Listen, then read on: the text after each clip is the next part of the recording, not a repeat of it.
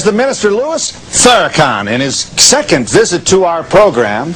And you should also know that he has asked for and we have consented to a couple of things. One, there are approximately 25 brothers and sisters from the Nation of Islam whom you've asked to be in our audience, and we were pleased to oblige. You also asked us for an opportunity to give a 2-minute statement here at the beginning of our program. And like the magnanimous person that you've always known me to be, we should say this, that we do you no favors, Minister Farrakhan. You're entitled to these airwaves. They belong to the people. And we thank you for consenting to accommodate our format here, after which, after this statement, you'll answer my questions and those of our audience. And why don't you proceed now? Thank you. In the name of Allah, the Beneficent, the Merciful, my dear visitors and friends, and those of you in our television audience, the United States of America, one of the greatest nations in the last 6,000 years, is in grave trouble, not because of the power of a foreign government, but because of an internal rot and decadence that could very well sentence this nation to the ignominy that many of her sister nations have gone to before her.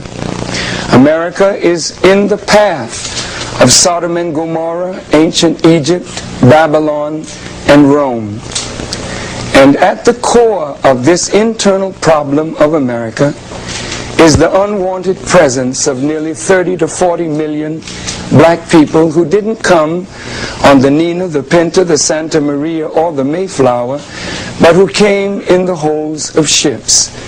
And from the day that our fathers set the soles of their feet in the Western Hemisphere, our cry has been for justice, and our cry is for justice today. I am not before you to anger you, to upset you.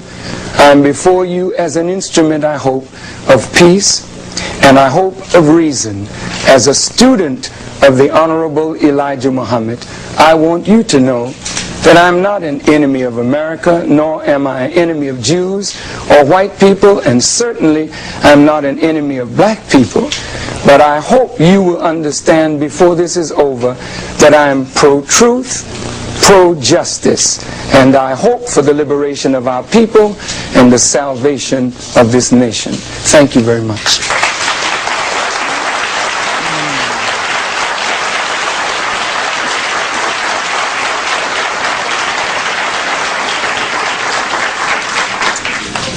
Well, now, that's a hallmark card of an opening statement, if I may say. To be compared, if we might, just for the moment, Brian, if you're ready, let's take a look at Minister Farrakhan addressing the African American Summit meeting in New Orleans. Here you are, telling what you believe with just a bit more energy than you opened the Donahue show. Here's what you said to a predominantly black audience in New Orleans. Why should our people have to subsist on charity or live in poor houses when we built the country for you, fought, bled, and died to maintain the country for you? You ask us to pay taxes like everybody else. Wait a minute, we don't get justice. We give you our tax dollar to support a police department that doesn't respect us. We give you our tax dollar to support education that does not educate us properly. We give you our tax dollars. You spend $4 billion each year on Israel to maintain Israel in a welfare position. You send billions of dollars. You rebuild Germany. You rebuild Japan. Here we are, fought, bled, and died, made you what you are. What are you willing to come on down with to help the black man rebuild himself?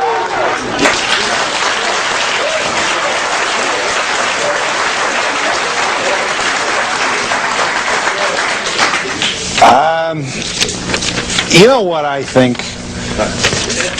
I think you've given up. Given up on what?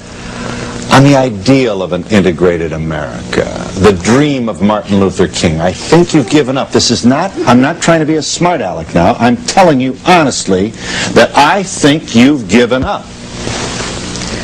If I may respond, The Kerner Commission, established by President Johnson in 1967, said that there were two societies, one black, one white, one rich, one poor. And the Kerner Commission gave specific recommendations that had to be followed if America believed in integration. 20 years after that, a group of scientists got together to see what the progress was. And the progress is that we have a larger middle class, but the masses of black people have gone backward. And the country is not only separate and unequal, but in worse condition today than it was then. So I don't think, Mr. Donahue, you should put it on me that I've given up. America has never believed in integration. Never. Never.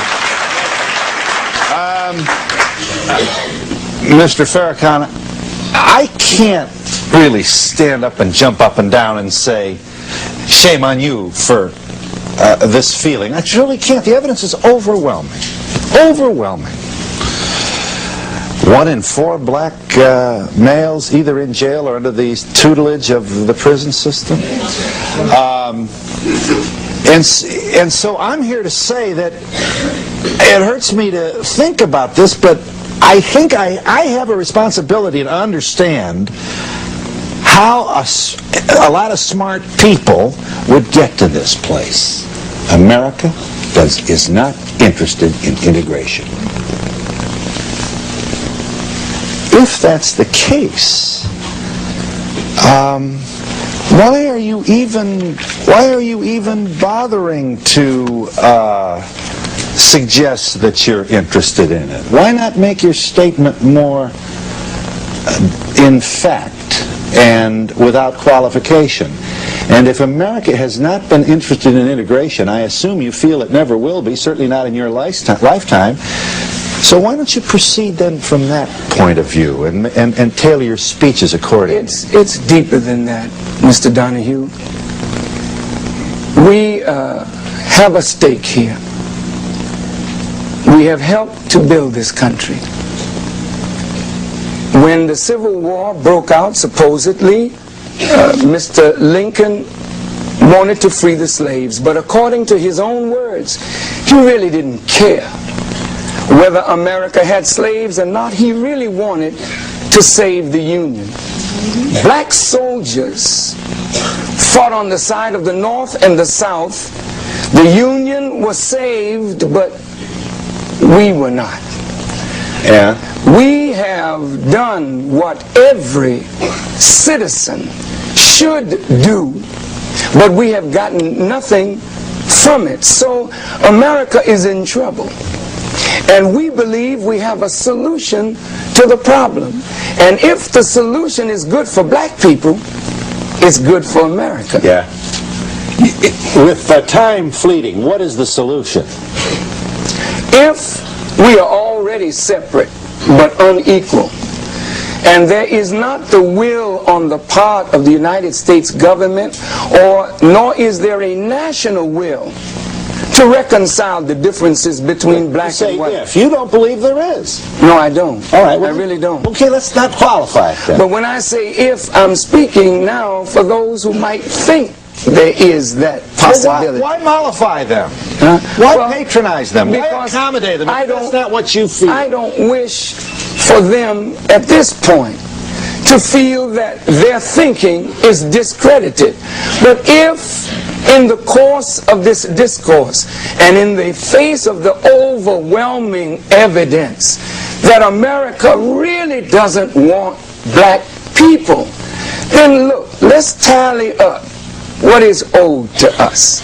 Let's sit down and talk about a just solution, and I tell you, like Moses said to Pharaoh, let us go and do something for ourselves.